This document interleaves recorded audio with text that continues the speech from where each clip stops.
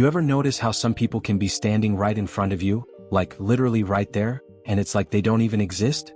I'm not talking about being shy or keeping a low profile. I'm talking about being erased. Invisible. Like the world just collectively decided you don't matter enough to acknowledge. Have you ever felt that? That cold, brutal silence that says more than any insult ever could? Picture this.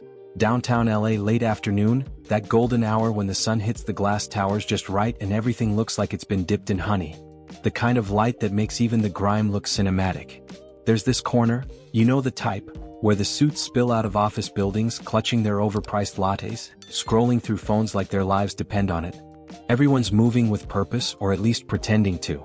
The city hums with that restless energy, that I'm going somewhere important vibe that makes LA what it is. And right there, in the middle of all that motion, there's a man. Mid-50s, maybe older, hard to tell when life's beating you down like that. His clothes are clean enough, but worn thin, faded to that neutral gray that screams secondhand store. His cardboard sign is propped against his knee, the Sharpa letters bleeding into the brown from too many rainy nights. He's not aggressive about it, doesn't call out, doesn't make a scene. Just sits there, quiet, eyes lowered like he's already expecting nothing. Here's the thing that'll mess with your head. People don't even break stride. They flow around him like water around a rock, this perfect, unconscious choreography of avoidance. A woman in Louboutins sidesteps him without looking up from her phone. A guy in a tailored suit shifts his messenger bag to the other shoulder and keeps walking, expression blank. A couple holding hands laughs at something private, their trajectory curving just enough to miss him by inches. Nobody's being cruel, at least not on purpose. They're just not seeing him. Like he's a ghost or a piece of street furniture, something that registers just enough to avoid but not enough to actually process. You ever think about what that does to a person? That level of erasure? It's not rejection. Rejection at least acknowledges you're there. This is something deeper, something that crawls under your skin and makes you question if you're even real. And here's what really gets me. This isn't happening in some empty alley or forgotten corner of the city. This is broad daylight, rush hour, hundreds of people within shouting distance. The invisibility isn't because he's hidden. It's because they've chosen not to look. But here's where it gets weird. Stay with me on this. There's someone else watching this whole scene unfold. Someone who shouldn't be there, not in that neighborhood, not at that time, not observing some homeless guy with the kind of attention most people reserve for things that actually matter to them. You can't see him yet, not clearly, but you can feel his presence the way you feel a storm coming before the first drop of rain hits. That prickle on the back of your neck. That shift in the air that says something's about to change. And the thing is, this observer? He's not the kind of person who notices street corners and forgotten people. He's the kind whose time is measured in hundreds per minute, whose decisions move money and fear in equal measure. The kind who makes problems disappear with a phone call. So why the hell is he standing there, perfectly still, watching this man that everyone else has decided doesn't exist? There's a weight to his attention that doesn't match the scene. It's too focused, too deliberate. Like he's not just seeing a man on a corner, he's seeing something the rest of them are missing. Something that matters. The pedestrians keep flowing past, oblivious. The homeless man keeps his eyes down, resigned to his invisibility. And this other presence, this shadow in an expensive suit, keeps watching with an intensity that makes the air feel thinner. Something's wrong here. Something's about to crack wide open. Stick with me. Because what happens next is gonna flip everything you think you know about power, about dignity, and about which one of these people actually has something to lose. The thing is, we've all been that guy at some point, haven't we? Maybe not on a street corner with a cardboard sign, but invisible in ways that cut just as deep. Passed over for the promotion while someone less qualified gets the nod. Talking in a meeting and watching eyes glaze over, then hearing your exact idea praised when someone else says it 5 minutes later.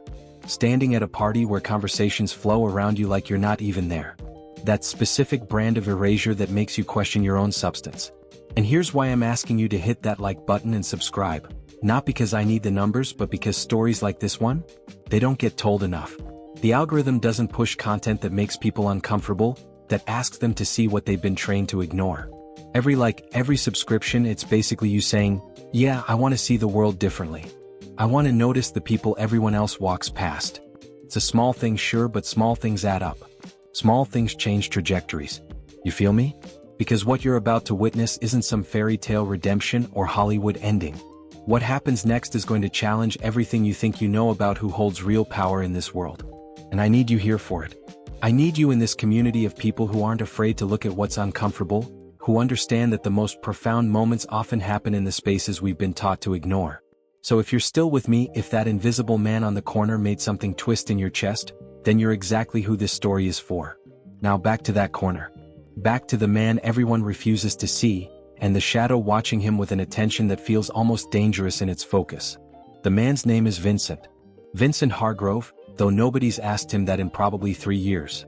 Names stop mattering when you become part of the scenery.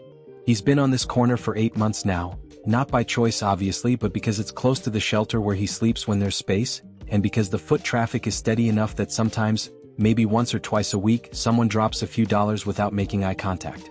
His hands are rough, scarred from years of construction work before his back gave out. There's a tremor in his left hand now, nothing dramatic, just a slight shake that makes holding things harder than it should be. He keeps that hand tucked under his jacket most of the time, like he's ashamed of this small betrayal by his own body. His face is weathered but not harsh. There's a gentleness there that suffering hasn't quite erased, the kind that makes you wonder what he was like before life knocked him down and kept kicking. Vincent doesn't panhandle aggressively because he learned early that desperation makes people walk faster. He sits with his back against the marble facade of a bank, the irony isn't lost on him, and watches shoes mostly. Leather loafers, pristine sneakers, stiletto heels that click past with metronomic precision. Sometimes he sees the same pairs day after day, which means these people see him too, at least peripherally. But there's never recognition. Never that moment of, oh, you again. Just the endless loop of avoidance. Here's what gets me about this whole scene. The casual cruelty of it isn't intentional. That's what makes it so insidious. Nobody wakes up thinking, I'm gonna make that homeless guy feel like garbage today. They're just living their lives, right? Got bills to pay, deadlines to meet, their own problems stacking up like unpaid parking tickets. Vincent isn't maliciously ignored, he's just not important enough to register. And somehow that's worse. At least hatred acknowledges you exist. This is erasure at its most efficient. The afternoon stretches on. A teenager drops her phone and Vincent instinctively reaches to help, but she's already snatched it back up, shooting him a look that's half fear, half disgust, like he might have contaminated it somehow. He pulls his hand back, that automatic apology already forming on his lips even though he did nothing wrong. That's what invisibility does to you. It makes you apologize for occupying space, for having the audacity to exist in proximity to people who matter. Now, here's where the energy shifts, and I want you to pay attention because this is subtle. The transformation isn't loud or obvious. It's in the details, in the way the atmosphere changes like air pressure before a storm. There's a black sedan idling across the street, one of those vehicles that costs more than most people make in 5 years. Tinted windows so clean it looks like it just rolled out of a showroom. It's been there for maybe 20 minutes now, which is unusual. Cars don't idle in downtown LA unless they're waiting for someone important, and they definitely don't wait this long. The driver hasn't gotten out. The engine hasn't cut off. Just this expensive machine sitting there, breathing exhaust into the golden afternoon light. Vincent doesn't notice it. Why would he? He's trained himself to tune out everything that doesn't directly concern his survival. But if you're watching carefully, if you're looking at the bigger picture instead of just the obvious foreground, you'd see something interesting. The foot traffic around Vincent has developed a pattern. People naturally avoid walking between him and that sedan, creating this unconscious corridor of space. Like they sense something without knowing what they're sensing. Inside that car, someone is watching. Not casually, not the way you glance at scenery while waiting in traffic. This is focused observation, the kind that catalogs details and stores them away for later use. The angle of Vincent's shoulders, the way he flinches slightly when people pass too close, the resigned set of his jaw that speaks to someone who's stopped expecting kindness. Every detail being absorbed, processed, filed away. And here's what messes with your head. Whoever's in that car, they're not supposed to be there. You can feel it in the wrongness of the situation, in the way this level of attention doesn't match the subject. Important people don't watch homeless men for 20 minutes. They don't have the time, the interest, or the reason. Their world operates on different frequencies, different priorities. So why is this happening? What does Vincent Hargrove, invisible, forgotten, erased Vincent Hargrove, have that could possibly matter to someone who travels in a car worth more than a small house? The sun drops lower, casting longer shadows. The crowd thins slightly as people retreat to happy hours and dinner reservations. Vincent shifts his position, grimacing as his back protests. He doesn't know he's being watched. Doesn't know that his complete and total insignificance has somehow caught the attention of someone who makes problems disappear with a phone call, someone whose interest in anything is rarely benign. There's a moment, just a flash, where a man in an expensive suit steps out of a nearby building, and his eyes flick toward the sedan, then away fast, like recognition mixed with fear.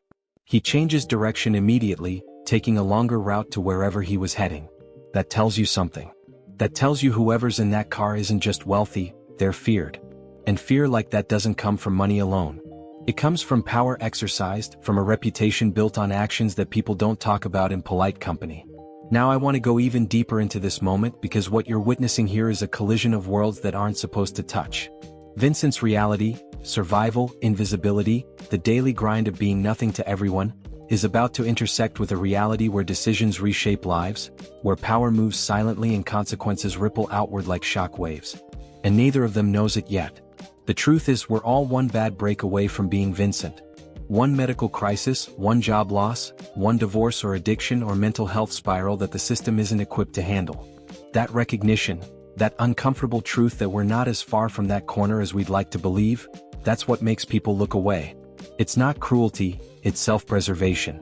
Because seeing Vincent means seeing our own fragility reflected back, and who wants to live with that awareness every day? But the person in that sedan? They're not looking away. They're looking closer. Comment down below, I see you. Because this story is about to show us what happens when someone finally does. The sedan door opens. It's such a simple thing, right? A car door opening. Happens a million times a day in every city across the world. But this one carries weight, like the sound of a judge's gavel or a safety being clicked off. The air changes. Even the people who can't see the car, who are too absorbed in their phones and their own mental checklist of errands and obligations, they feel it on some primal level. A few heads turn instinctively, then turn away just as fast when they clock the type of vehicle, the caliber of person who emerges. The man who steps out is in his late 40s, maybe early 50s, the kind of age where power has settled into the bones, where authority doesn't need to be performed because it simply exists. His suit probably costs what Vincent used to make in 3 months of construction work. Charcoal gray, tailored so precisely it moves with him like a second skin. His shoes, handmade Italian leather, catch the fading sunlight as he stands there for a moment, adjusting his cuffs with the kind of deliberate patience that comes from never having to rush for anyone. But here's what gets your attention, his face. It's not cruel, not in the obvious way. No sneer, no visible contempt. Actually, it's almost neutral, carved from the same stone as corporate boardrooms and courtroom benches.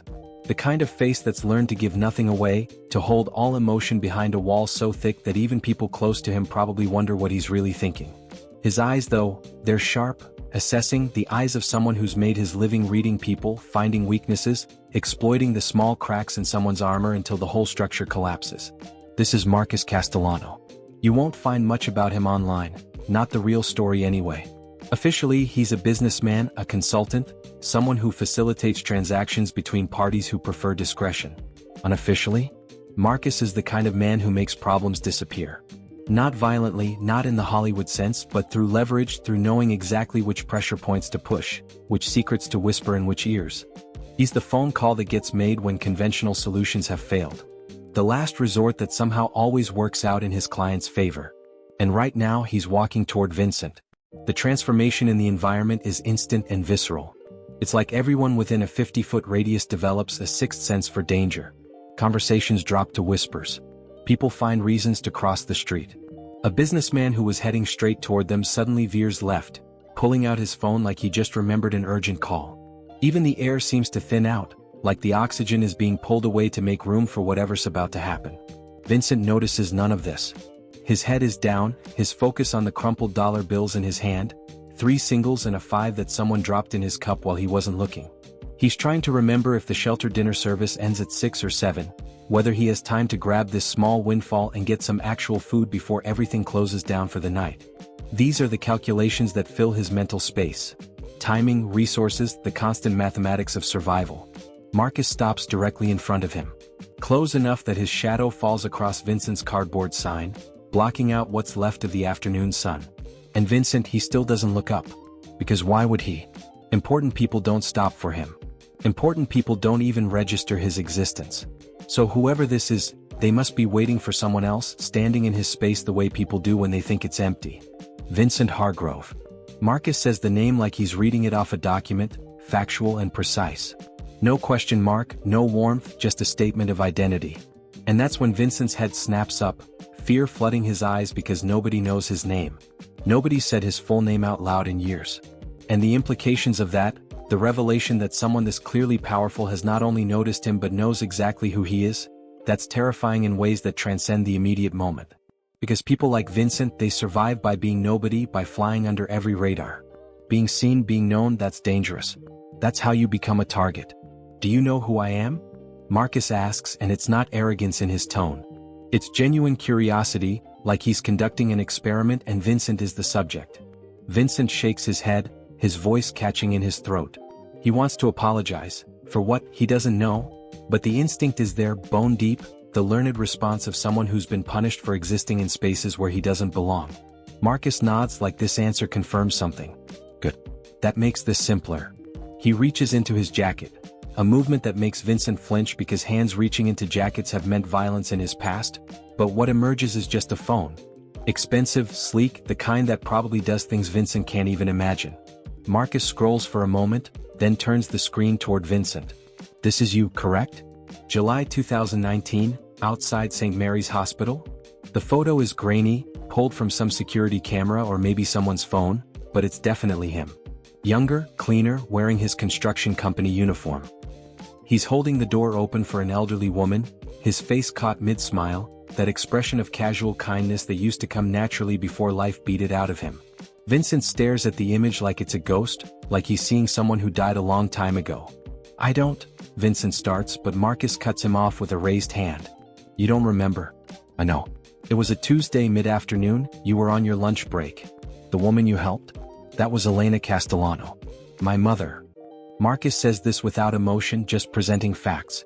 She was recovering from a stroke, barely mobile, and everyone else walked past her like she was furniture. You held that door for 3 minutes while she made her way through. You offered to call someone for her.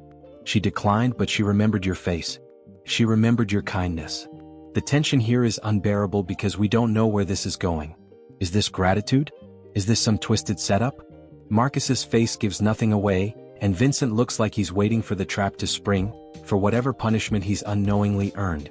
My mother died last month, Marcus continues, and there it is, the first crack in his armor, the smallest tremor in his voice that he suppresses almost instantly. Before she passed, she made me promise something. She said, Marcus, you spend your life taking from people. Just once, I want you to give something back to someone who expects nothing. She described you. I've been looking for you ever since. Now here's where the decision point happens, and this is what I want you to really sit with. Marcus has power, real tangible power that most people will never experience. He could walk away right now. He could fulfill his mother's dying wish with $100 and consider the debt paid. He could do the bare minimum and sleep just fine. But standing there looking at this man who's been erased by the world, something shifts. You can see it in the tightening around his eyes, the slight adjustment of his posture. It's recognition, the uncomfortable kind that happens when you see yourself reflected in someone else's suffering. Because here's the truth hiding in plain sight. Marcus understands invisibility intimately. Not the same kind as Vincent. His erasure is voluntary, strategic, the necessary camouflage of someone who operates in shadows. But he knows what it means to be unseen, to have your humanity reduced to function, to be treated as a tool rather than a person.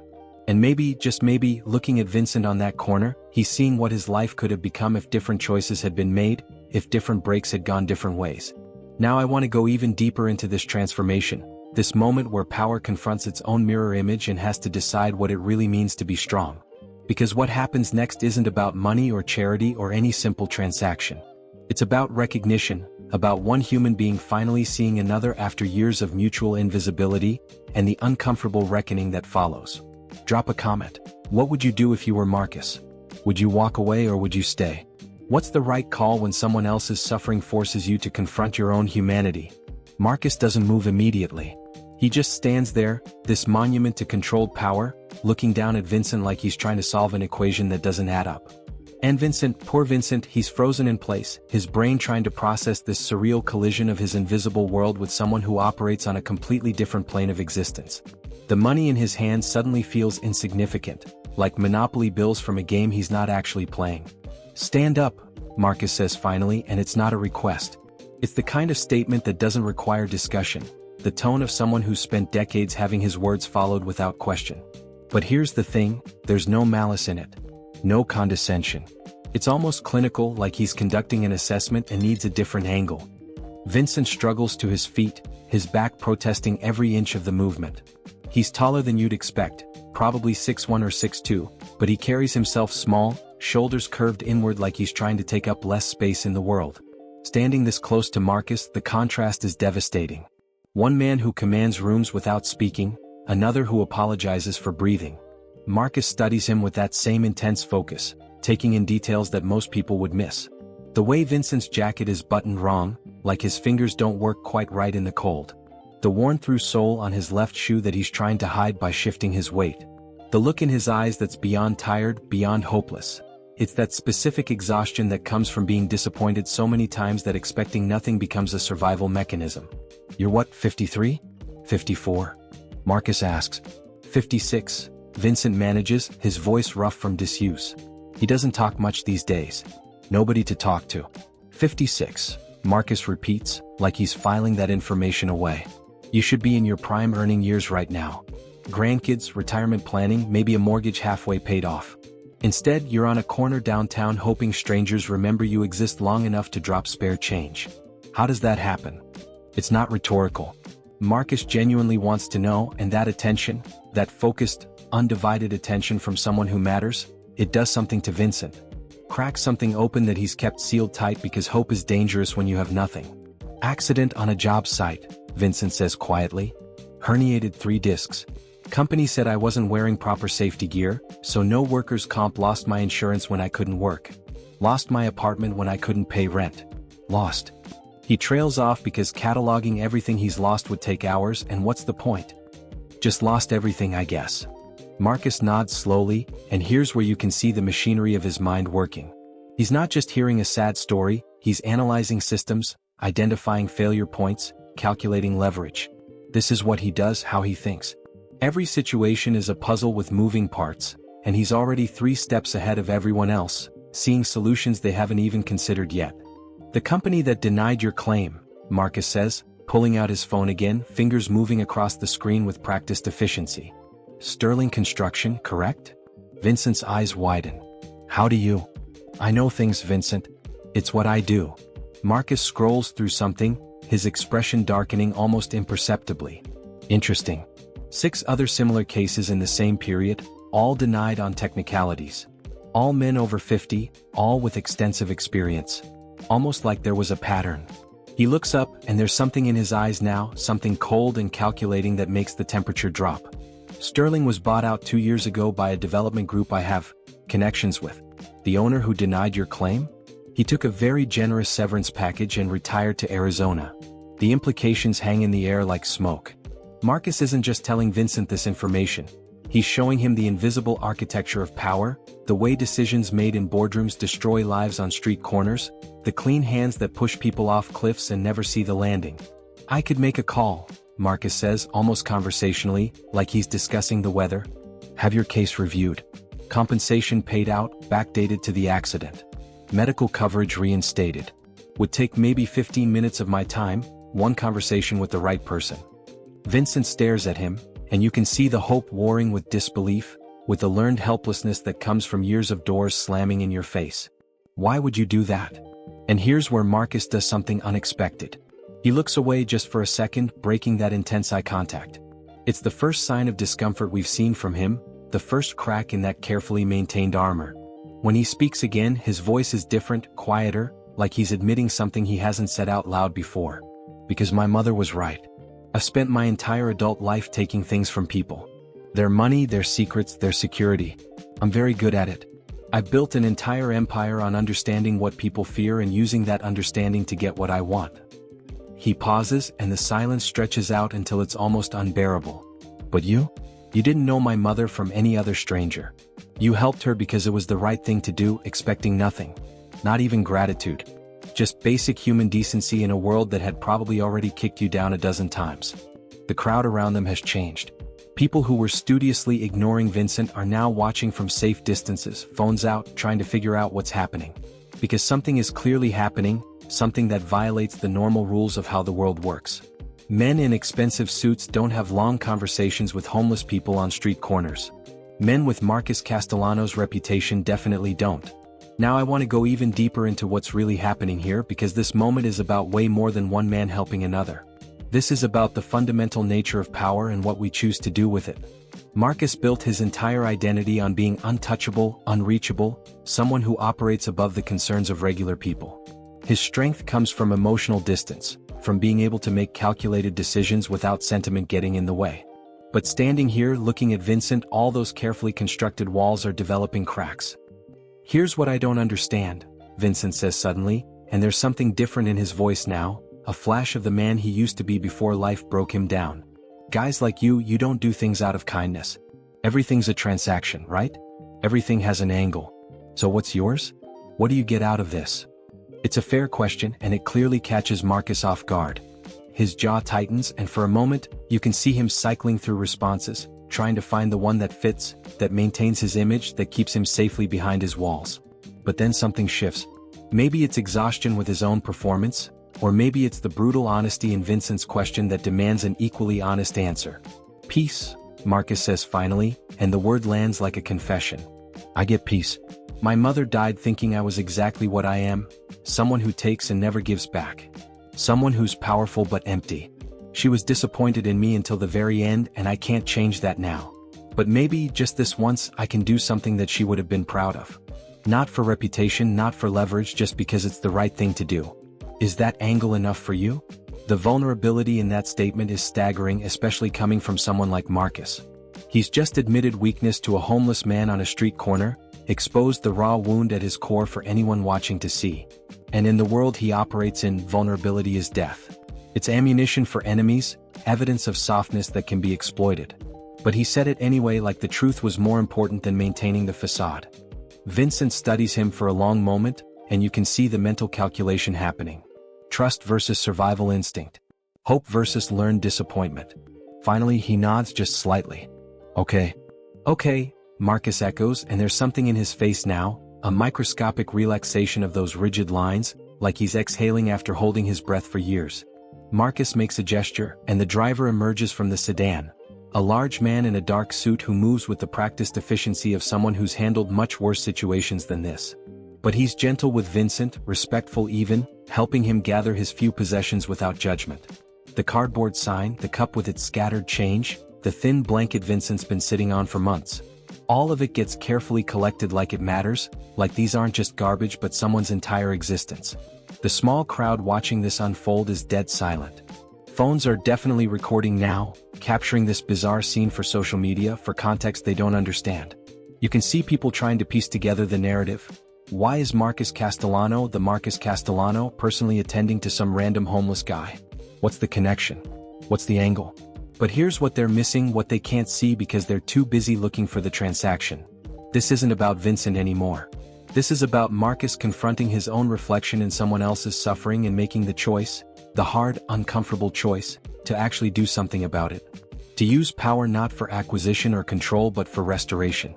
To give instead of take, even when there's no strategic advantage, no leverage gained, no future benefit beyond the simple act itself.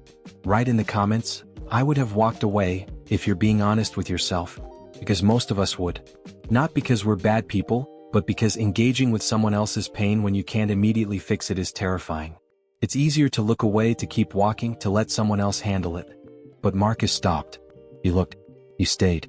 And that decision right there, that's about to change everything. The sedan door closes with that soft, expensive thunk that only comes from German engineering. Vincent is inside now, sitting on leather seats that probably cost more than everything he's owned in the last 3 years combined. Through the tinted windows you can barely see him, but if you're watching closely, you can make out his posture. Still tense, still waiting for the catch, the moment when this all reveals itself to be some elaborate humiliation. Because good things don't happen to people like him. Not anymore. Not for a long time. Marcus stands on the sidewalk for a moment, making a series of calls. You can't hear what he's saying, but you can see the body language. The clipped gestures, the focused intensity of someone moving pieces on a chessboard only he can see. First call lasts maybe 30 seconds. Second one is even shorter. By the third he's just listening, nodding, then hanging up. 3 phone calls, probably less than 5 minutes total, and Vincent Hargrove's entire reality has been rewritten. That's what power looks like when it's wielded with precision, not loud, not performative, just brutally efficient. But here's what's fascinating about this moment: the people watching. The crowd that's gathered at a safe distance, phones out, trying to capture something they don't fully understand. There's this woman in her 30s, business casual, probably works in one of these office buildings. She's got tears running down her face, mascara streaking, and she doesn't even seem to notice. There's a guy in a delivery uniform who's abandoned his route, just standing there with his mouth slightly open, like he's witnessing something that shouldn't exist in the same reality as traffic lights and credit card debt. Even the teenager who jerked away from Vincent earlier, she's back now, watching with this expression that's part shame, part revelation. Because what they're seeing isn't just one man helping another. They're seeing the fundamental hierarchy of their world get inverted. They're watching someone with real power, the kind that makes politicians return calls and judges reconsider rulings, use that power not to dominate but to restore. And it's breaking something in them, forcing them to confront the uncomfortable truth that they walked past Vincent every day, that they participated in his erasure through their convenient blindness, their comfortable indifference. Marcus finishes his calls and walks back to the car, but he pauses with his hand on the door handle. He turns, surveys the crowd with that same assessing gaze that probably makes hostile witnesses reconsider their testimony. "What are you looking at?" he asks, and it's not aggressive, just genuinely curious, like he honestly doesn't understand why this is remarkable. Nobody answers. What would they say? "We're watching you be human? We're trying to figure out if this is real or some kind of elaborate performance art?" The silence stretches until it becomes its own answer. Marcus shakes his head slightly, like they've disappointed him somehow, and gets into the car. The sedan pulls away from the curb, merging into traffic with that same smooth efficiency, and just like that, the moment is over. The crowd disperses slowly, people drifting back to their interrupted lives, but you can see it in their faces, they're changed. Not dramatically, not in ways that'll make headlines, but in those small internal shifts that accumulate over time into something bigger. The woman with the ruined mascara walks past Vincent's now empty corner and stops. Just stops, staring at the space where he sat for 8 months like it's a crime scene or a shrine.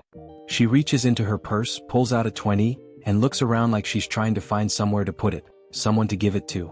But there's no one there. The offering comes too late. She crumples the bill in her fist and walks away, and you have to wonder what she's thinking. What internal reckoning is happening behind those red-rimmed eyes? Now I want to go even deeper into what just happened, because the surface narrative, rich man helps homeless man, that's not really what this story is about. This is about the moment when power confronts its own conscience and has to decide what kind of legacy it wants to leave. Marcus didn't help Vincent because it was strategic or beneficial. He did it because, for once in his carefully calculated life, he chose connection over control, restoration over extraction. And that choice, made by someone who operates in shadows and deals in leverage, carries more weight than 100 charitable donations from people trying to buy their way into heaven. 3 weeks later, there's a different guy on that corner. Younger, maybe mid-30s, with a veteran's haunted eyes and a sign that says, "Anything helps, God bless." The foot traffic flows around him with the same unconscious choreography, the same practiced avoidance. Life goes on. The machine keeps grinding. People still become invisible, still get erased by the simple fact of everyone else's preoccupation with their own survival.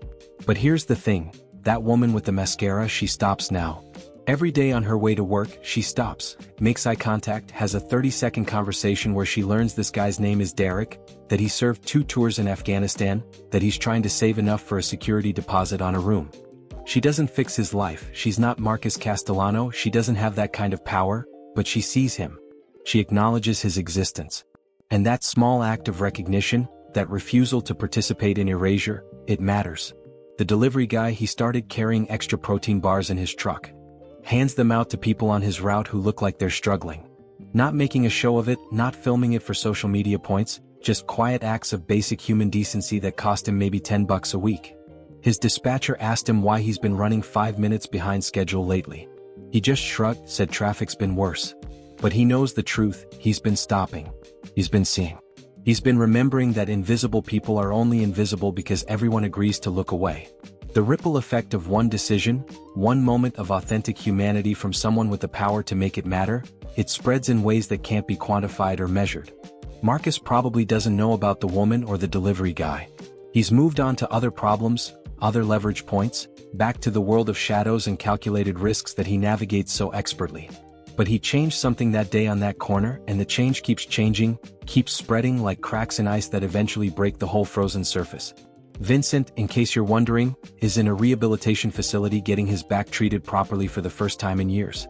The workers' compensation case Marcus revived is moving through the system with unusual speed. Turns out when the right person makes the right calls, bureaucratic delays have a way of evaporating. He's got a social worker helping him navigate housing assistance, job training programs, all the infrastructure that exists theoretically but becomes real only when someone with power demands it materialize. Will he make it? Will he successfully climb out of the hole that life pushed him into? Nobody knows. Recovery isn't linear, and systems designed to help people are still systems, still capable of failing the very people they're supposed to serve. But here's what's different. Vincent has hope now. Real hope, not the desperate kind that's just denial wearing a mask. Hope based on actual resources, actual support, actual evidence that someone powerful enough to change things has decided he's worth changing things for. And hope, real hope, that's a kind of power itself. It changes how you walk through the world, how you see yourself, what you believe is possible. The transformation we're really talking about here isn't about money or resources or even Marcus's intervention, as crucial as that was. It's about the fundamental shift that happens when someone who's been erased gets seen, really seen, by another human being. When their suffering isn't just acknowledged but treated as something that matters, something worth addressing, something that demands response rather than avoidance. And here's the uncomfortable truth. We all have the power to do this. Maybe not on Marcus's scale. Most of us can't make calls that rewrite someone's entire legal situation. But in the small moments, the daily interactions, the choice between seeing and looking away. Every single one of us passes our own Vincents every day, people who've been rendered invisible by systems and circumstances and our collective agreement to pretend they don't exist. And every single one of us has the power to break that agreement, to stop, to see, to acknowledge that the person society has erased is still human, still deserving of basic dignity and recognition. The real question isn't whether Marcus did the right thing. Of course he did. The question is what we do with the knowledge that we're walking past our own opportunities for this kind of recognition every single day. What we do when faced with suffering that we could alleviate, even slightly, even temporarily, by simply choosing to see instead of looking away. Comment below, I stopped today. If you actually did it, if you broke the pattern, if you saw someone the world told you to ignore. Because those small moments of recognition, they add up to something bigger than any of us alone. Look, if you made it all the way to the end of this story, that already tells me something about you. You're not here for the algorithm-friendly shallow stuff.